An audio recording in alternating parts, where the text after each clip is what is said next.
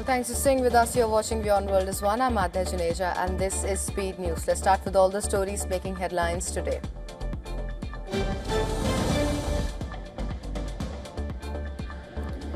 The United States has launched a fresh round of military strikes against Iran. In a post on X, US Central Command has said that the operation is intended to further degrade Tehran's ability to target civilian mariners and commercial vessels transiting the Strait of Hormuz. According to Iran's press TV, 1 person was killed and 4 wounded in southwestern Iran. 3 explosions were heard in the southern Iranian city of Jask, Bandar Abbas and Sirik after CENTCOM's announcement.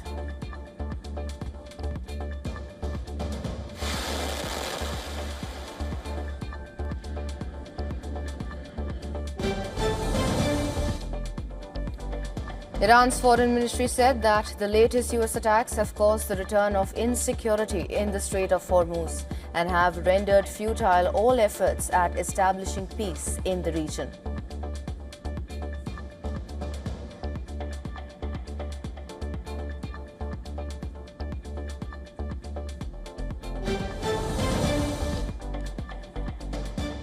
Iran's IRGC said it fired missiles and drones at Prince Hassan Air Base in Jordan, setting fuel tanks, ammunition depots on fire. Air raid sirens were sounded in Bahrain, instructing residents to take shelter.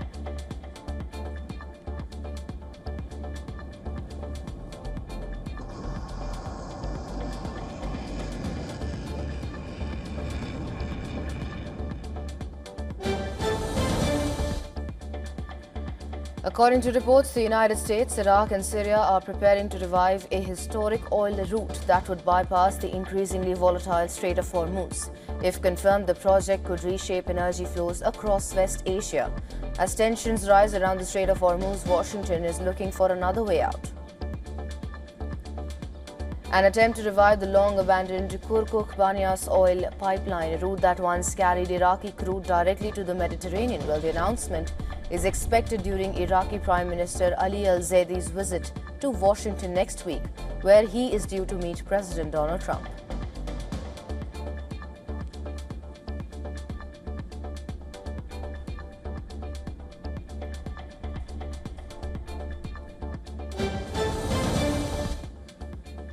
Funeral prayers were held for Qatar's father Emir Sheikh Hamad bin Khalifa Al Thani at the Mohammed bin Abdul Wahab Mosque in Doha. Thousands of mourners gathered to pay their final respects to the leader, who is widely credited with modernizing Qatar and placing it on the global stage.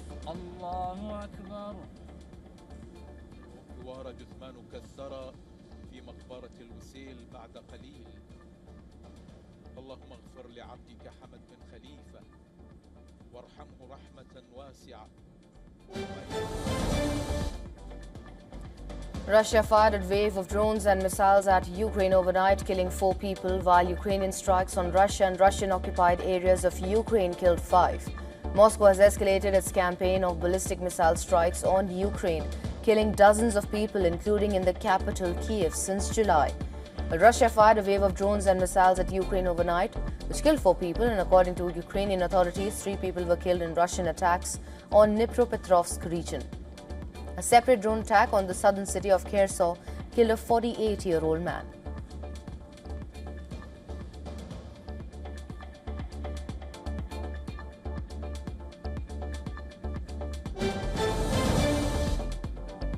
Russia has been forced to suspend shipping in the Sea of Azov after 90 vessels were targeted by Ukrainian drones in less than a week. Ukraine's drone forces chief said that his units had hit 10 tankers and 4 ferries overnight, as well as a major oil refinery in the city of Syzran. The drone forces chief added that there has been several strikes on electricity substations in occupied Crimea.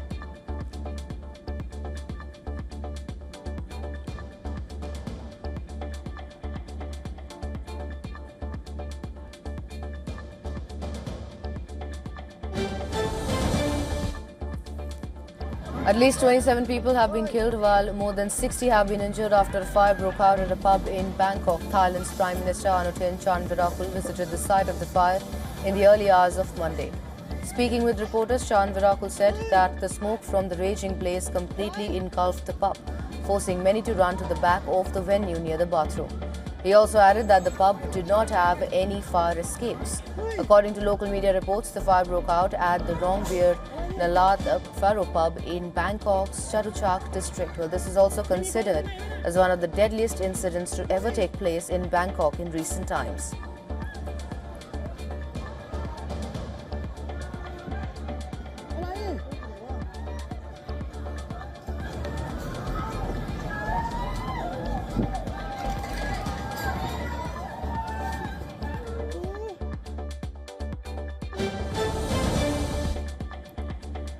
The mortal remains of the 15 Indian tourists who lost their lives in the Vietnam speedboat tragedy are being brought back to India as grieving families prepare to bid farewell to their loved ones.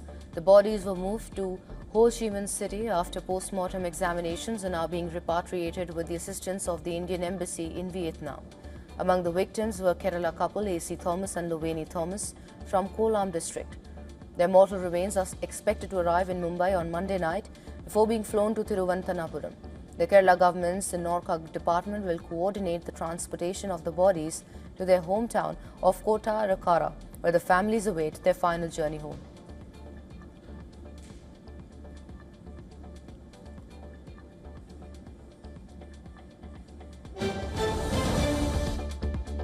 The death toll from the two earthquakes that struck Venezuela on June 24th has risen to 4,490. The official count of injured remains unchanged at 16,740, while 6,464 people have been rescued. Magnitude 7.2 and 7.5 earthquakes struck Caracas and the coastal state of La Guaira on 24th of June, causing widespread destruction and reducing several high-rise buildings to rubble. Since the two earthquakes struck, more than 1,200 aftershocks have been recorded.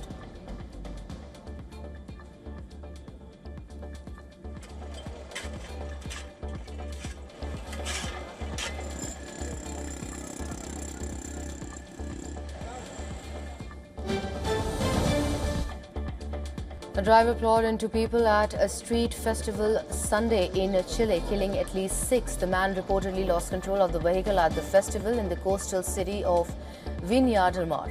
Another 7 people were injured, but their lives were not in danger. Early reports said the driver was speeding on a road running alongside the festival site. He was detained and will be tested for alcohol consumption. According to initial police reports, the driver was not under the influence of alcohol but likely lost control due to inclement weather.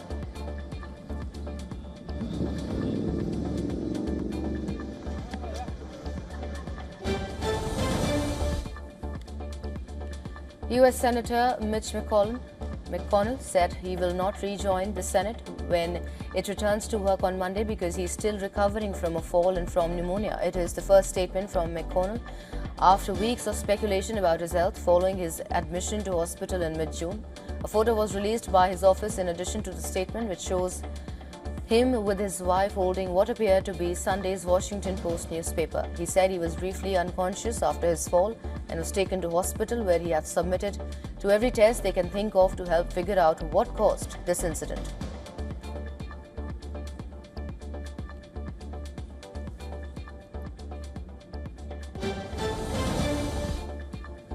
A statement from Lindsey Graham's office said the medical examiner of the District of Columbia's preliminary findings are the senator died of aortic dissection due to arteriosclerotic cardiovascular disease. Well, that is an aorta rupture stemming from hardening of Graham's arteries. One of President Donald Trump's closest allies in Congress, Lindsey Graham, died after a brief and sudden illness.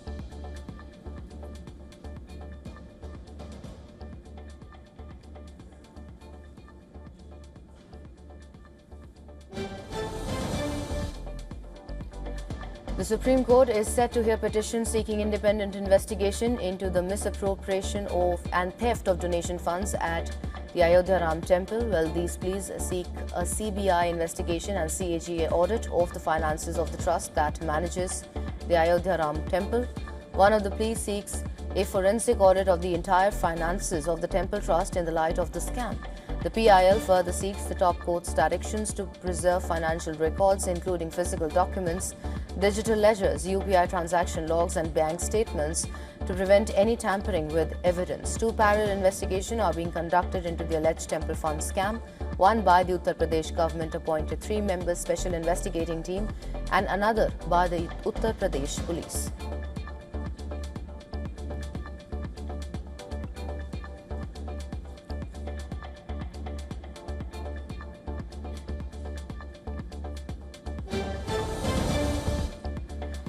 The rift within the India bloc in Tamil Nadu is widening. The DMK has firmly rejecting calls by its former ally, the VCK, to bring MK Stalin's party and Chief Minister Vijay-led TVK under the National Opposition Alliance to jointly take on the BJP.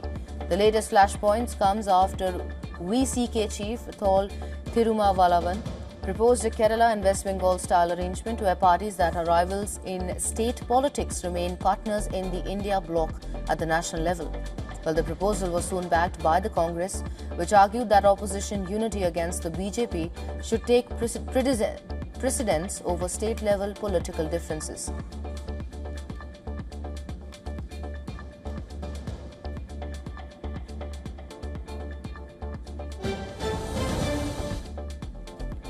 At least 51 people have died in southeastern Bangladesh after days of torrential monsoon rain intensified by a depression in the Bay of Bengal, worsening flooding across the region. More than 1 million are stranded across the country as swollen rivers have submerged villages, highways and farmland.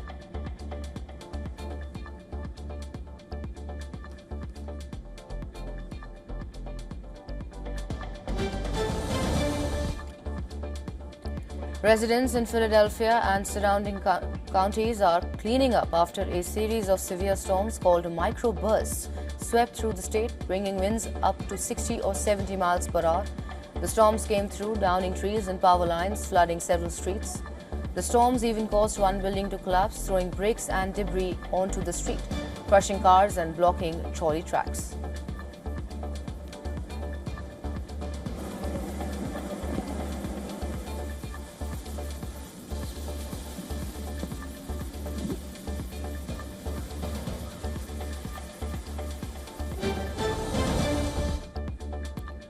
A wildfire that broke out along the A6 motorway south of Paris spread into the Fontainebleau forest, prompted authorities to shut the highway in both directions as firefighters worked to contain the blaze. Around 100 firefighters were deployed on both sides of the motorway to contain the blaze from further damaging wildlife and forest cover, while the firefighting teams were supported by 2 heavy helicopters and a waterbombing aircraft. Reports suggest that the blaze has burned about 16 hectares.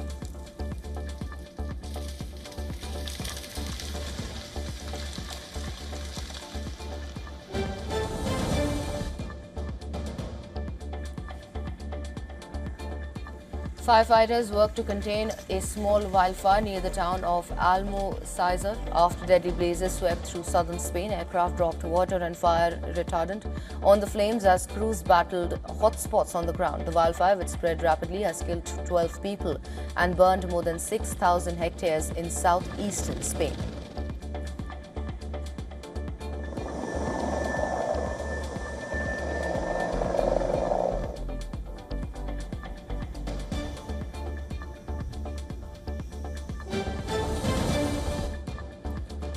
Tata Consultancy Services plans to build a team of up to 8,900 AI engineers to help clients adopt and deploy artificial intelligence solutions.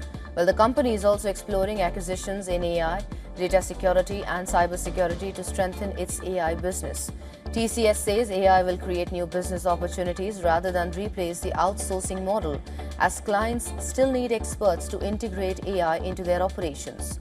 The move comes as India's $315 billion IT services industry faces growing questions over AI's impact on jobs and future demand.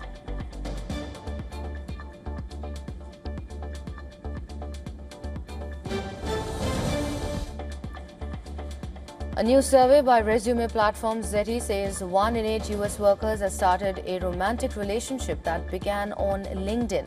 The survey of more than 1,000 workers found that 20% have used LinkedIn to check out a potential partner, while 49% said they trust information on LinkedIn more than dating apps. However, most users still believe the platform should remain professional, with 74% opposing the use of LinkedIn for dating. and 34% saying they would feel uncomfortable receiving romantic messages on the platform.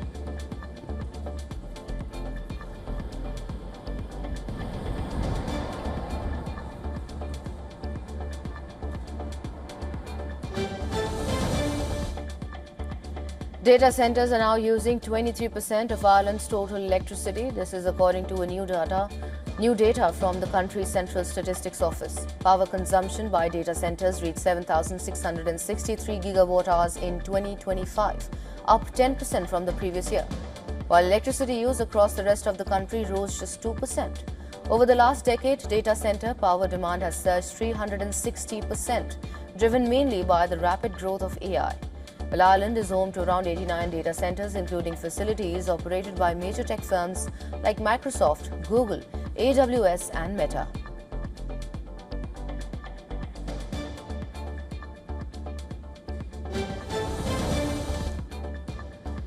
South Korea's Kospi index tumbled more than 5% in early trade on Monday as technology stocks came under fresh selling pressure amid growing concerns over the AI investment boom. The benchmark fell nearly 5.6%, while chipmaker SK Hynix plunged more than 10%, despite its US-listed shares rallying nearly 13% during their New York debut on Friday. While analysts say investors are reassessing AI-related valuations as market volatility continues.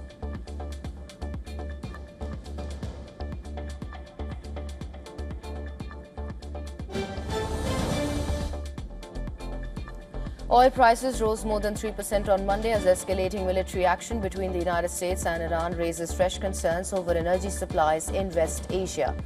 Brent climbed above $78 a barrel, while crude rose to more than $73. Iran expanded strikes on Qatar and the United Arab Emirates after further US attacks on Iran, keeping investors on edge over the security of shipping through the Strait of Hormuz. Analysts say markets are now watching whether the latest escalation disrupts global oil flows or remains contained.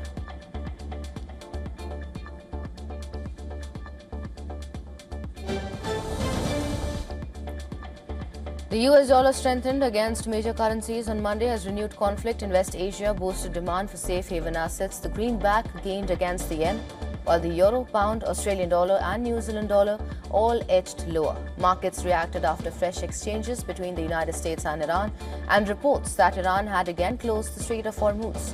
With oil prices also surging, investors now fear higher energy costs could keep inflation elevated and prompt central banks to maintain tighter monetary policy.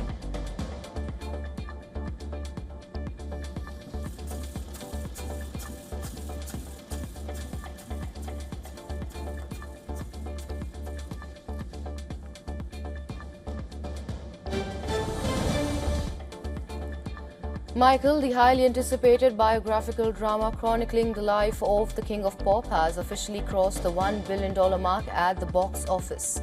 The movie has become the first biopic in Hollywood history to cross the $1 billion mark.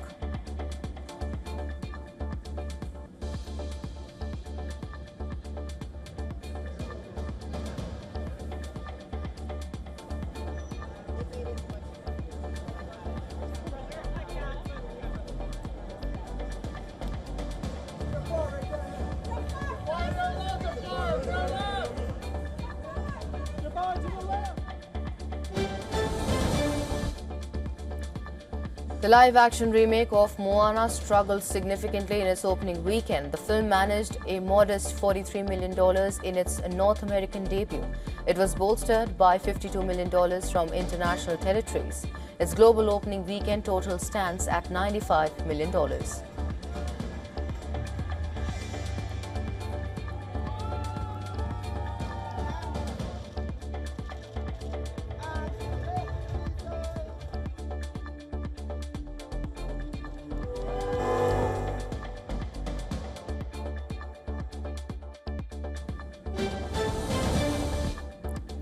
Meanwhile, Minions and Monsters held down the second spot in its second week of release. The animated spin-off has earned $280 million globally. Well, this animated sequel is also tracking towards profits.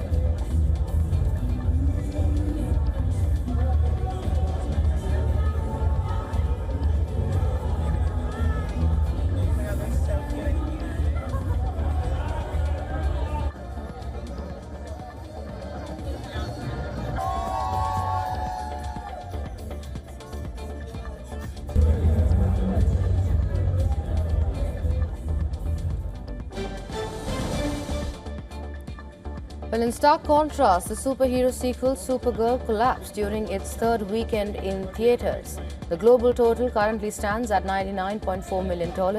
The film is heavily projected to wrap up its theatrical run with a lifetime global finish of roughly $130 million to $150 million.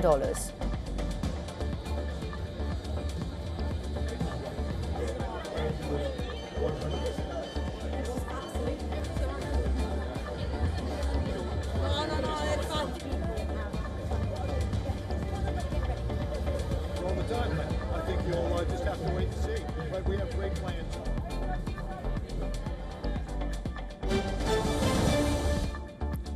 Meanwhile, the animated sequel Toy Story 5 continued to dominate ticket sales well into its fourth week of release. The movie officially crossed the $800 million global milestone, and now its global collection presently stands at $879.1 million. Driven by historic, record-breaking opening numbers in international territories, the film is comfortably on track to become the third Hollywood release of the year to join the elite $1 billion club.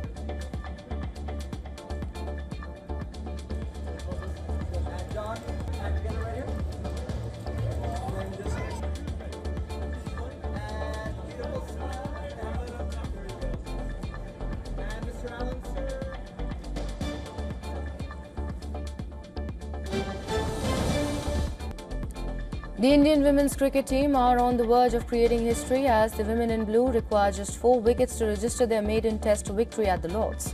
On the third day in the once-off test against England, while Indian batter Yastika Bhatia scored her maiden test century, the Southpaw scored a memorable knock of 113 of 158 deliveries, making it the highest score by an Indian woman in the third or the fourth innings of a test match. She also was supported by a 70 from opener Smriti Mandhana and a half-century from Richa Ghosh down the order, setting England a target of 457.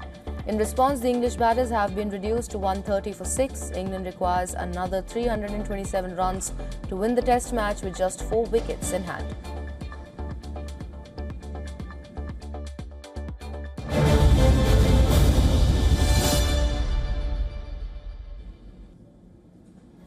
Well, that is it in this edition. News and updates will continue on the other side. Keep watching WION World is One.